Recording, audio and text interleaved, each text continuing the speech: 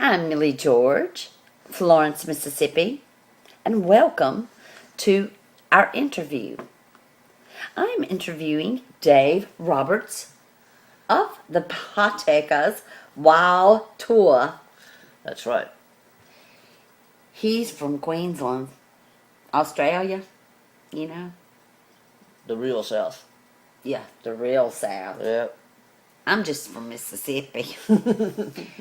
Anyway, we have a few questions to answer. I'll be asking the questions. Dave will be giving the answers. You hope.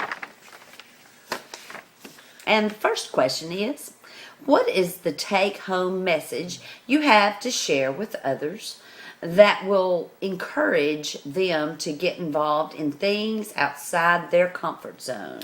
Well, the main thing is you have to have, if you've got faith in the God who has sent you, then He'll be with you regardless of what you're doing through, because greater is He that is within you than he that is in the world.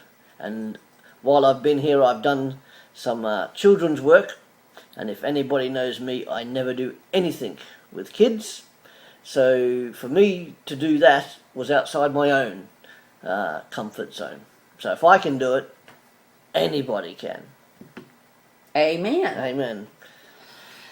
So, do you think the U.S. has survived? Well, certain parts of it have so far. So we've had no major catastrophes yet. No, none, really. Yeah, we've heard of God has blessed. Yep, we've heard from all the people that I've stayed with during the last 6 weeks. I guess that means we're survivors here in the U.S. So far. So far. There's still 4 days. Are you a genuine cowboy? Or is that the way you are all the time? Well, some people say that I'm wisey-wig. What you see is what you get. So I would probably say that yes, I am. Yes. Yeah. I'd say you probably are too. Yeah. Next one. You're a much better cowboy now that you have less beard Yeah. to contend with. That's it, yes. Okay. What are you most thankful for? I'm just thankful to God for the opportunity to come here, to return here.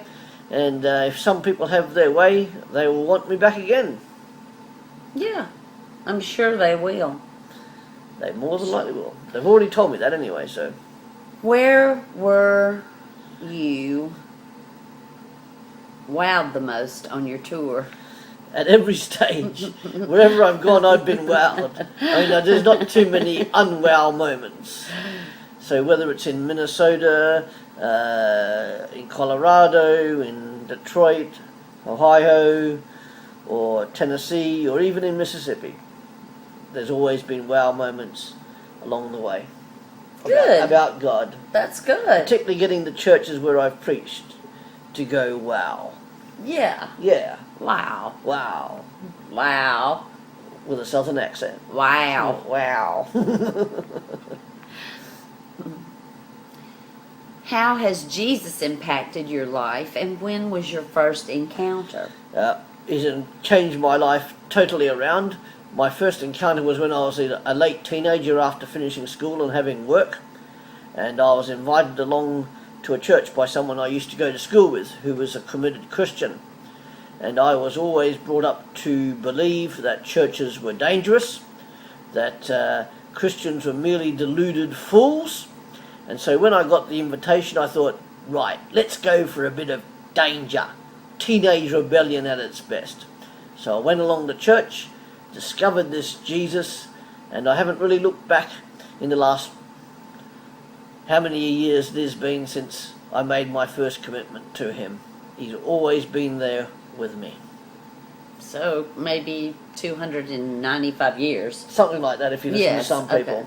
Okay. And when did you develop Partakers? That was back in the summer of 2007, a week before graduating from Morelands College. I went to the doctor on a routine appointment, and while in his surgery I happened to collapse. And while I was collapsed, I distinctly remember saying to God the Father, "Dad, I want to come home now. Please let me in." At which point he clearly said, "No, I've got a job for you to do. get up. At that point, I sat up, and then the paramedics walked into the room to take me to hospital, and they said, "You should not be sitting up, you know." And I said, "Tough, I am." So they carted me off to hospital, and the only thing they could find wrong with me was that I had an ingrown hair on my leg that had turned septic, so it was a mild form of blood poisoning. And I haven't looked back since with Partakers.